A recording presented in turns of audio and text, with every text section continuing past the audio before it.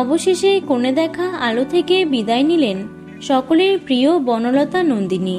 সামাজিক মাধ্যমে পোস্ট করে আনুষ্ঠানিকভাবে বনলতা চরিত্রকে বিদায় জানালেন তিনি। সামাজিক মাধ্যমে আবেগঘন বার্তা শেয়ার করে নন্দিনী লিখেছেন, শাইনিং অফ বনলতা হিসেবে খুব শিক্ষণীয় একটা অভিজ্ঞতা। শুভ কামনা পুরো টিমকে। তবে কেন মাঝপথে ধারাবাহিকটি ছাড়লেন তিনি? তার পরিবর্তে নতুন বনলতা হিসেবে কাকে দেখা যাবে ধারাবাহিকে? প্রশ্ন সকলের।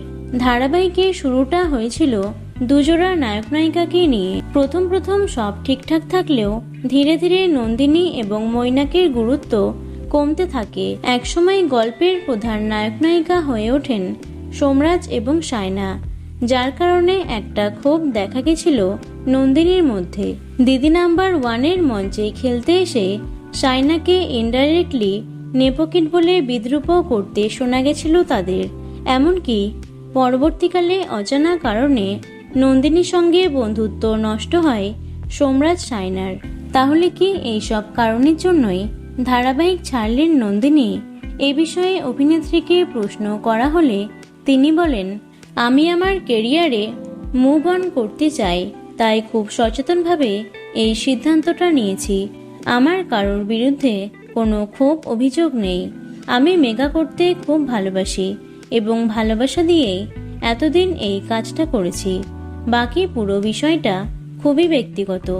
নির্দিষ্ট সময় পর্যন্ত আমার চ্যানেলের সঙ্গে প্রযোজনা সংস্থার সঙ্গে চুক্তি ছিল, তাই জানাইনি। এখন জানালাম যাতে মানুষ জানতে পারে আমি এখন আর এই প্রজেক্টের সঙ্গে যুক্ত নই। নন্দিনী আরও বলেন, কোণে দেখা আলোর এই সফরে আমি অনেক কিছু শিখেছি। আমার জীবনের প্রত্যেকটা প্রজেক্টই আমাকে কিছু না কিছু শিখিয়েছে। কোণে দেখা আলো আমাকে অনেক এক্সপোজার দিয়েছে, তার জন্য আমি কৃতজ্ঞ। তিনি আরও বলেন, লাজুদি, অপর্ণাদি এদের খুব মিস করব। এরা সবসময় আমাকে সন্তানের মতো ট্রিট করে। এদের সঙ্গে আমার এখনো যোগাযোগ আছে, ভবিষ্যতেও থাকবে। বনলতা চরিত্রটি কি গল্প থেকে চিরতরে বিদায় নিল, নাকি তার জায়গায় নন্দিনীর বদলে অন্য কোনো মুখকে দেখা যাবে তা স্পষ্ট করেনি নন্দিনী।